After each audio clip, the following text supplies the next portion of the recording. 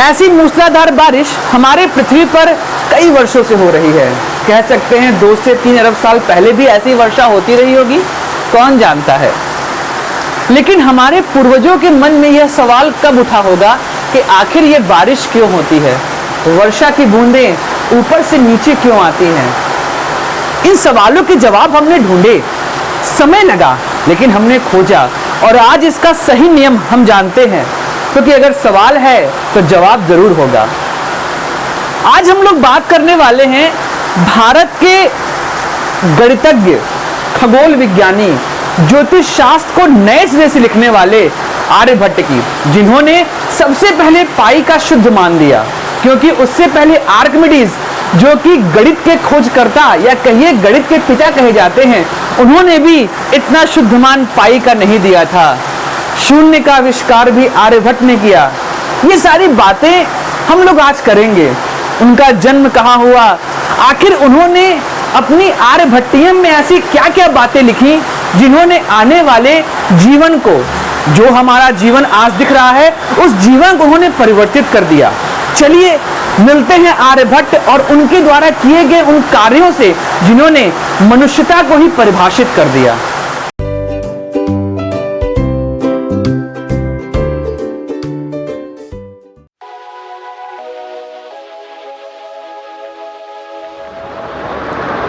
आर्यभट्ट, इनका नाम आते ही हमारे जेहन में सबसे पहले शून्य आता है। आखिर इन्होंने शून्य की खोज जो की थी, जिसने गणितीय शास्त्र को पूरे तरीके से बदल के रख दिया। सामान्य दिनों में आप किसी को शून्य बोलिए, जीरो बोलिए, तो इसका अर्थ होता है निरा मूर्ख। लेकिन मैं आपको यह बताऊं कि आर्यभट्ट के शून्य ने गणित को ही बदल के रख दिया। इन्होंने ही सबसे पहले कहा कि अगर किसी अंक के दाहिनी तरफ शून्य लगा दिया जाए तो उसका मान प्रारंभ से 10 गुना बढ़ जाता है। एक नया तरीके का ये विचार था। आप यहाँ पे ढेर सारी किताबें देख रहे हैं, जो किताबें मैंने अपने पढ़ाई के दौरान पढ़ी थी। इन सभी किताबों में इन सब वैज्ञानिकों का हाथ रहा है। आर्यभट्ट के जन्म के विषय में बात की जाए तो ये पहले भारतीय थे जिन्होंने सही अपना जन्म वर्ष लिखा। कलयुग की गणना के आधार पर इन्होंने लिखा कि मेरा जन्म 476 ईस्वी, मतलब उन्होंने कलयुग के आधार पर लिखा। हमने बाद में उसको क्रिश्चियन कैलेंडर के अकॉर्डिंग कैलकुलेट किया तो वो डेट आता है 476 एडी।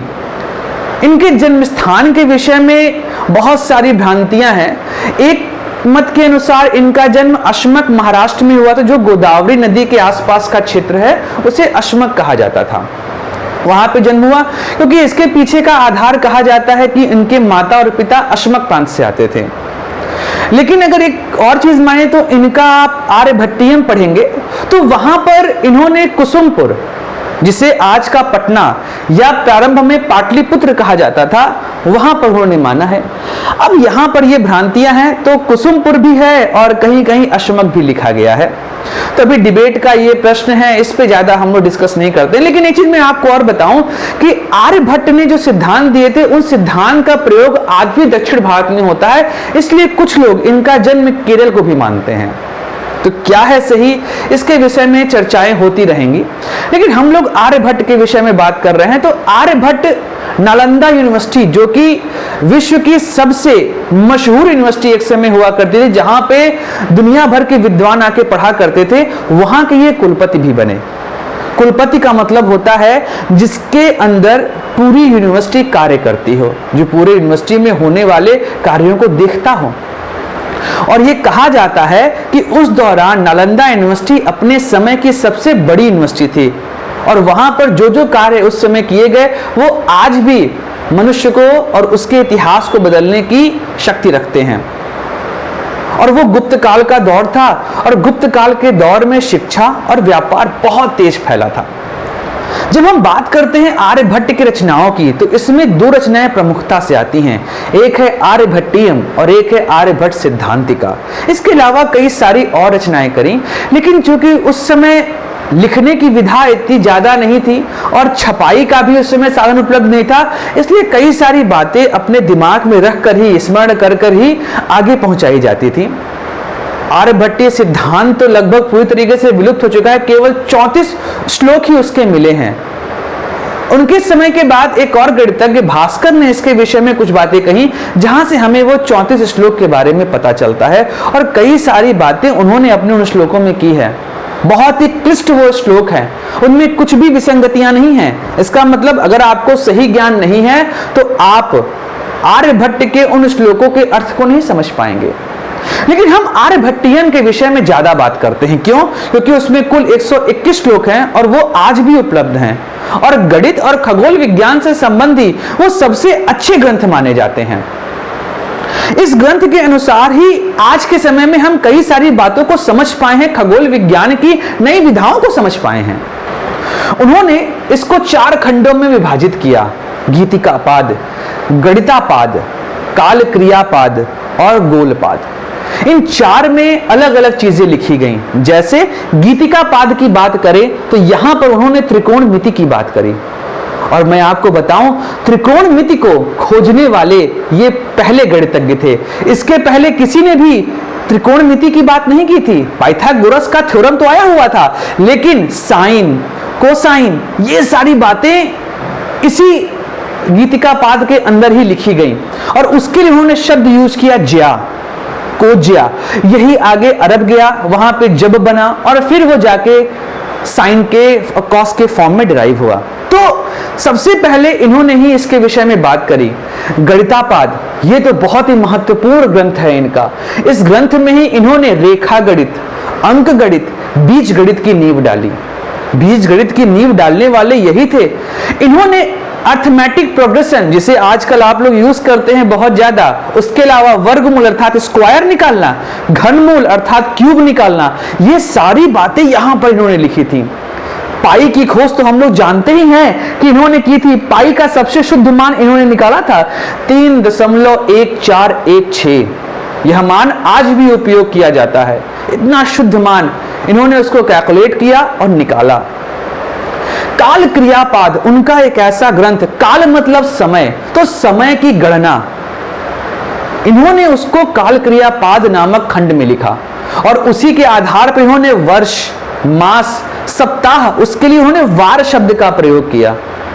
ये सारी बातें उन्होंने वहां पर लिखी और उन्होंने ही सर्वप्रथम बताया कि पृथ्वी अपने अक्ष पर घूमती है और दिन और रात पृथ्वी के अपने अक्ष पर घूमने के कारण ही होते हैं। इसके पहले किसी ने ये बात नहीं की थी। सबको लगता था पृथ्वी स्थिर है। आखिर क्यों ना लगे, हमारी धरती माता अपने वातावरण को साथ लिए जो घूमती हैं, तो हमें यही लगेगा कि पृथ्वी तो स्थिर है, लेकिन पृथ्वी घूमती है। और इसका पता आर्यभट्ट जी ने बड़े अच्छे तरीके से लगाया। उन्होंने कहा कि जैसे आप नाव से जाते हैं, उस समय चूंकि ऐसे घोड़ा गाड़ी हुआ नहीं करता था, जो हम लोग आज मोटर कार में बैठते हैं भर से चल देते हैं, ऐसा कुछ था नहीं उस दौर में। तो उन्होंने नाव का एग्जाम्पल लिया, उदाहरण लिया और कहा कि जब आप नाव से आप चलते हैं तो आपको पेड़ पौधे ये आपके विपरीत दिशा में जाते हुए दिखते हैं। इसी तरीके से पृथ्वी अपने अक्ष पर घूमती है और जो नक्षत्र हैं, तारे हैं, ये सब पृथ्वी के दिशा के विपरीत दिशा में जाते हुए दिखाई देते हैं। और आज हम ये बात जानते हैं कि पृथ्वी की गति एंटी क्लॉकवाइज है, यह पश्चिम से पूर्व की ओर घूमती है। इसी वजह से हमें सारे ग्रह नक्षत्र पूर्व से पश्चिम की ओर जाए दिखाई देते हैं। क्योंकि दिशाओं को उस समय नाम नहीं दिया गया था, क्योंकि भारत में श्लोकों के माध्यम से बात की जाती थी। जैसे आज हम ग्रीनविच मीन टाइम के बारे में बात करते हैं, उस समय आर्यभट्ट ने इसके लिए लंका शब्द का प्रयोग किया था। उज्जैन का जो स्थान है वहां पर उन्होंने लंका का नाम दिया था, मतलब वहां से समय को कैलकुलेट किया जाता था। तो वो कहते थे कि पृथ्वी इस तरीके से घूमती है कि दिन और रात होते हैं और हर जगह समय एक समान नहीं होता। अगर आज इस समय यहां पर सुबह है तो इसके आगे शाम होगी। इस तरीके से वो ये बताते थे कि जो पृथ्वी के घूमने के कारण अलग अलग जगहों पे अलग अलग समय होता है। सोचिए, कहीं नहीं गए, उसके बाद भी इतनी बड़ी गणना कर दी। हमारे पास आज नापने की कई सारी इकाइयां हैं, लेकिन उस दौर में आज से 1500 साल पहले जब किसी तरह के यंत्र उपलब्ध नहीं थे, इन्होंने गणना करी पृथ्वी के परिधि की, सरकमफेरेंस 39,568 उस समय उन्होंने मान निकाला था। 39,568 किलोमीटर। और आज जो हम पृथ्वी का परिधि जानते हैं, सर्कमफ्रेंस जानते हैं, वो है 40,075 40,075 किलोमीटर। तो ये अप्रॉक्सीमेटली सेम। इसके अलावा इन्होंने एक बहुत ही बड़ा सिद्धांत दिया। वो सिद्धांत था कि पूरी जो हमारा पूरा सौरमंडल है वो सूर्य केंद्रित है।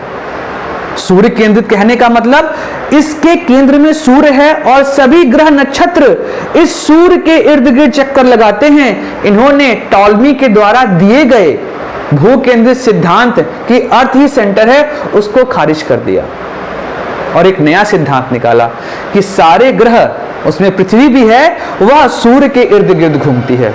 बहुत ही बड़ी बात। इनकी रचना जिसके विषय में और बात करते हैं वो है गोलपाद।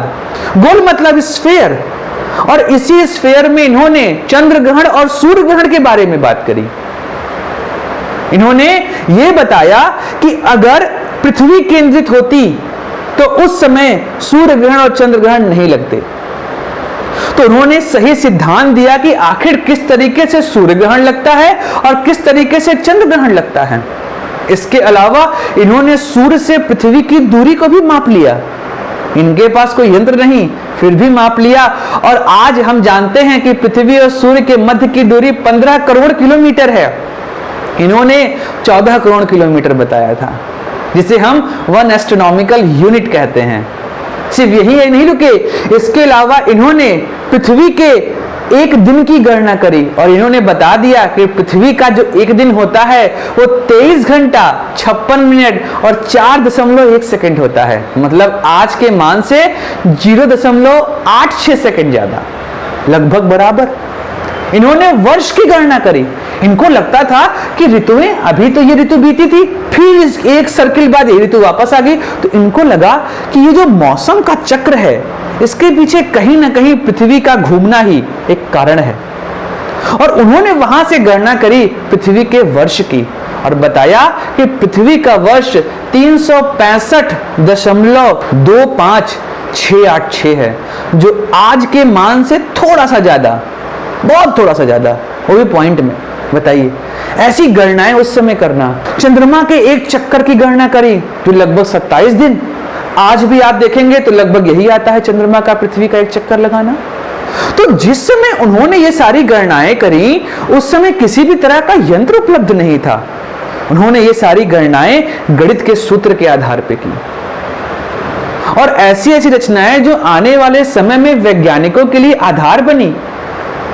गैलीलियो, कॉपरनिकस, इन्होंने आर्यभट्ट से ही प्रेरणा लेते हुए सूर्य केंद्रित सिद्धांत की बात करी जो अभी तक भू केंद्रित चला करता था। तो आर्यभट्ट ने ऐसे ऐसे कार्य किए जिन्होंने आने वाले समय में मनुष्य के जीवन को सरल बनाया। ज्योतिष शास्त्र जिससे लोगों का भरोसा उठ चुका था, उस ज्योतिष शास्त्र में एक नया भरोसा जगाया। मैं आज के ज्योतिष शास्त्र की बात नहीं कर रहा हूं जो गणितीय माध्यम से नहीं की जाती। पैतामह संहिता, वशिष्ठ संहिता, ये सारी संहिताएं पुराने समय में ज्योतिष शास्त्र के लिए गणितीय माध्यम में उपयोग की जाती थी। लेकिन उस दौरान क्या हुआ कि इनके गणितीय सूत्र उस गति पर, पृथ्वी की गति पर इतनी ज्यादा आधारित नहीं होकर उनमें त्रुटियां उत्पन्न हो गई थी और लोगों को गलत गणनाएं मिलने लगी, जिससे लोगों का ज्योतिष पर से विश्वास उठ गया। लेकिन उन्होंने आर्यभट्टियम में इन सारी बातों को इतने अच्छे तरीके से लिखा कि वापस से लोगों का ज्योतिष में भरोसा जगा। और ज्योतिष है क्या, एस्ट्रोलॉजी है क्या, विज्ञान ही तो है। अलग बात है इसका आज के दौर पे कुछ लोग गलत उपयोग करते हैं। ज्योतिष का मतलब भविष्य बताने वाला नहीं होता।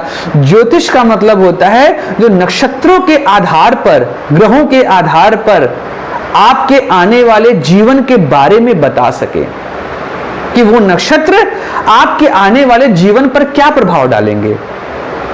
क्योंकि हर नक्षत्र का पृथ्वी पर प्रभाव पड़ता है।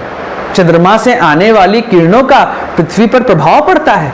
और ये बात भी आर्यभट्ट ने ही बताई कि चंद्रमा सूर्य के प्रकाश से चमकता है, उसका कोई अपना प्रकाश नहीं है। सूर्य ग्रहण के दौरान, चंद्र ग्रहण के दौरान क्या सतर्कताएं बरतनी चाहिए, ये सारी बातें आर्यभट्ट ने हमें बताई और मानवता के इतिहास को ही बदल के रख दिया। आर्यभट्ट के द्वारा किए गए कार्य को हम आज भी सम्मान देते हैं। भारत ने जब अपना पहला उपग्रह छोड़ा तो उसका नाम आर्यभट्ट रखा। इसरो ने 2009 में एक नए बैक्टीरिया की खोज करी। उस बैक्टीरिया का नाम भी बैसिलस आर्यभट्ट रखा गया। इसके अलावा चंद्रमा पर एक दरार का नाम आर्यभट्ट है। तो कई सारी चीजें हम आज भी आर्यभट्ट को सम्मान देते हुए करते हैं और वो हमें देना भी चाहिए, क्योंकि उन्होंने नए सिरे से गणित को और खगोल विज्ञान को देखा था। तो आज हम लोगों ने बात करी आर्यभट्ट की, जिन्होंने ज्योतिष, गणित और खगोल विज्ञान को नए सिरे से परिभाषित किया और आने वाले समय को और सरल बनाया और भविष्य की रचना करने में सहयोग दिया।